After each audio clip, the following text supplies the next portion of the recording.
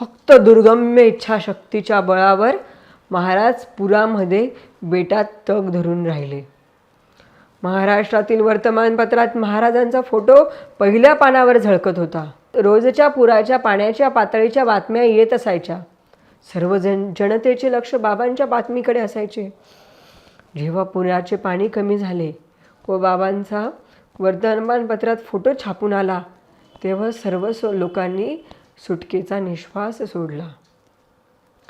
2005 साली महाराजांचे नेकनूर येथील आपले पुतणे चतुर्भुज जाधव यांनी महाराजांच्या आईच्या नावाने मातोश्री प्रयागाबाई आश्रम बांधला. या आश्रमाच्या उद्घाटनासाठी महाराज 2 दिवस नेकनूरला गेले.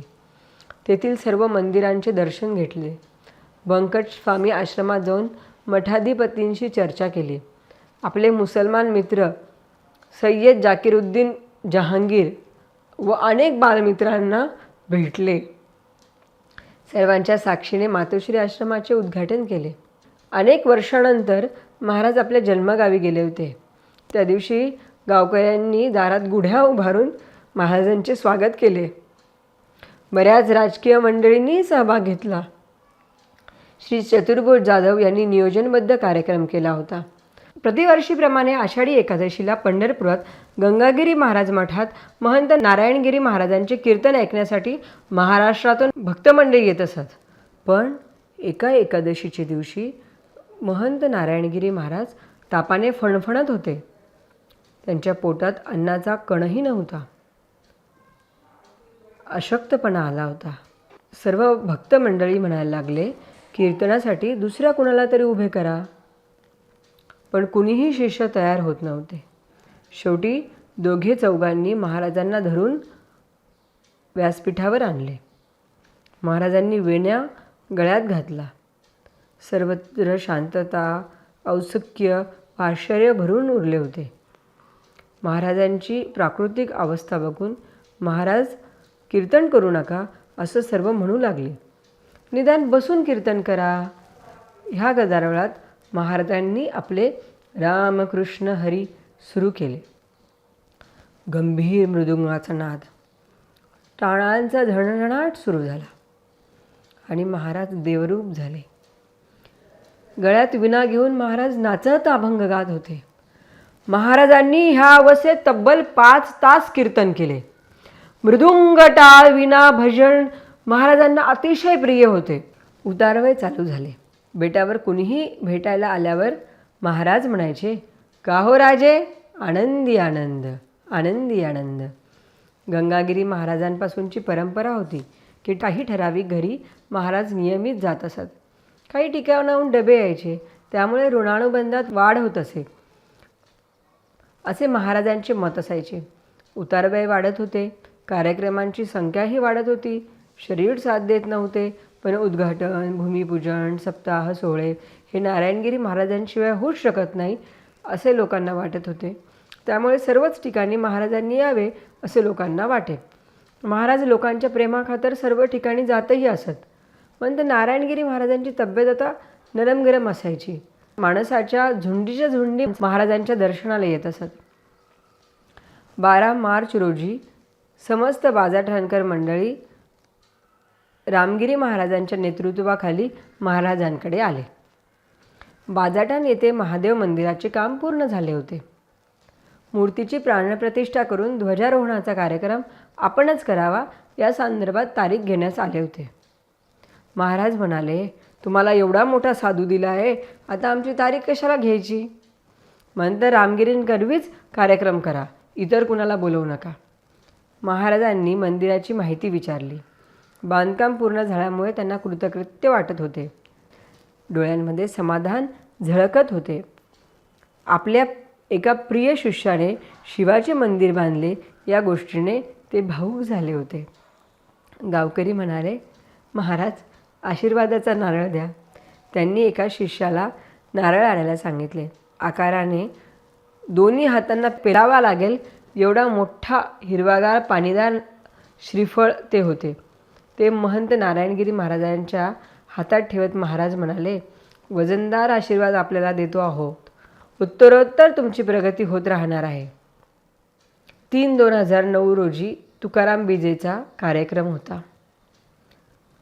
महाराज कान्हेगाव पडेगाव श्रीरामपूर येथे 51 वर्ष बीजेच्या कार्यक्रमास हजर होते. शरीर थकले असल्याने कीर्तनासाठी उभे राहणे शक्य नव्हते. तरीही महाराज कान्हेगावला पोहोचले. भक्त भाविकांनी महाराजांची अवस्था पाहिली.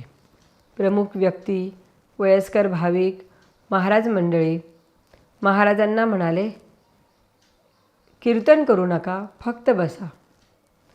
महाराज, मी कीर्तन करणार यावर ठाम होते. शेवटी रूपाचा आणि काल्याचा अभंग घेतो आणि 10 मिनिटातच कार्यक्रम संपतो म्हणून महाराजांनी विणा गळ्यात घातला. कीर्तनाला सुरुवात झाली. अवघे वातावरण गांभीर्याने झोकाळलेले होते. जय जय राम कृष्ण हरी या भजनात मृदुंगाचा गंभीर आवाज, घुळघुळत रसाळ नाद करणारे टाळ एकरूप होऊन गेले होते. भक्तिप्रेमाचा कल्लोळ, समशीतोष्ण भाव जाणीव नेमनेमांच्या पुढे गेला होता. महाराजांना उभे राहण्याची शक्ती नव्हती. बोलण्यासाठी महत् प्रयास करावा लागत होता. तसे महाराज रामकृष्ण हरीचा नाद लागल्यालगत नाचू लागले. भजनात तल्लीन झाले. रूप पाहता लोचणी, सुख झाले ओ साजनी हा अभंग झाला. काल्याच्या कीर्तनाला अनुसरून मे भुली घर जानी वाट, गोरस बेचन आई घाट, कान्हा रे मन मोहन लाल ही गवळण गायली. रीतिरिवाजाप्रमाणे गायकांनीही पहिली चाल म्हटली आणि विठ्ठलाचे भजन सुरू राहिले. महाराजांचे थकलेले शरीर बघून वाटत होते की कीर्तन आटोपते घ्यावे. 1 तास उलटला. महाराजांना चक्कर आली. भाविकांनी जबरदस्तीने खुर्चीवर बसवले. महाराज निमूटपणे डोळे मिटून होते. सर्वत्र शांतता पसरली. अचानक ढग फुटावा तसे महिला भक्तांना हुंदके येऊ लागले. संवेदनशील प्रत्येक व्यक्तीच्या डोळ्यातून अश्रू गळू लागला. पाहता पाहता सर्व उपस्थितांच्या डोळ्याच्या कोडा पाणवल्या. महाराज जणू काही समाधी अवस्थेत पांडुरंगाला विणवीत होते. देवा आता ऐसी करा उपकार, देहाचा विसर पाडी मज, तरीच हा जीव सुख पावे माझे, बरे केशीराजा कळो आले, आस भय चिंता लज्जा तोडावा संबंध माझा, मागणे ते एक हेची आता, नाममुखी संत संग दे, तुका म्हणे नको वर पांग देवा, घ्यावी माझी सेवा शुद्ध भावे. जन्मता ज्याचे उद्दिष्ट फक्त ईश्वर शक्ती व ईश्वर प्राप्ती आणि जनता जनार्दनाची सेवा हाच नेमधर्म आहे, त्याच्यासाठी भगवान स्वर्ग सोडून भूतलावर येईल.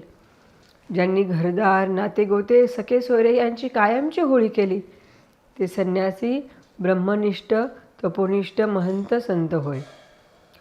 अधर्म अन्यायी अविचारी मूढ समाजाला हरिभक्तीच्या सागरात बुडवण्यासाठी तर संतांचा जन्म झालेला असतो. धर्माचे पालन करणे, पाखंडांचे खंडन करणे हा त्यांचा धर्म असतो. त्यांच्या अमृतवाणीने देवभक्त ब्रह्मज्ञान ईश्वर अनुभूती व इष्ट आचरण प्राप्त होते. आता साऱ्यांच्या नजरा खुर्चीवर बसलेल्या महाराजांवर खिळल्या होत्या. महिलांमधून हुंदक्याचे आवाज येत होते. महाराज समाधीतून जागृत झाले. उभे राहिले.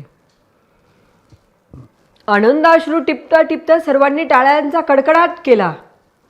इतका वेळ कीर्तन करू नका असे सांगणारे निशब्द झाले. आम्ही जातो आमच्या गावा, आमचा राम राम घ्यावा हा अभंग महाराज गुणगुणू लागले. माणूस जन्माला आला तो मरणारच आहे. उगाचच शोक का करतात? जन्म मृत्यू त्याचीच देणगी आहे. कुणीही कुणासाठी थांबत नसतो. हरिजन व भक्त सागरासारखा अथंग आहे, नव्हे तो अवीट अभंग अमरणीय अविनाशी आहे.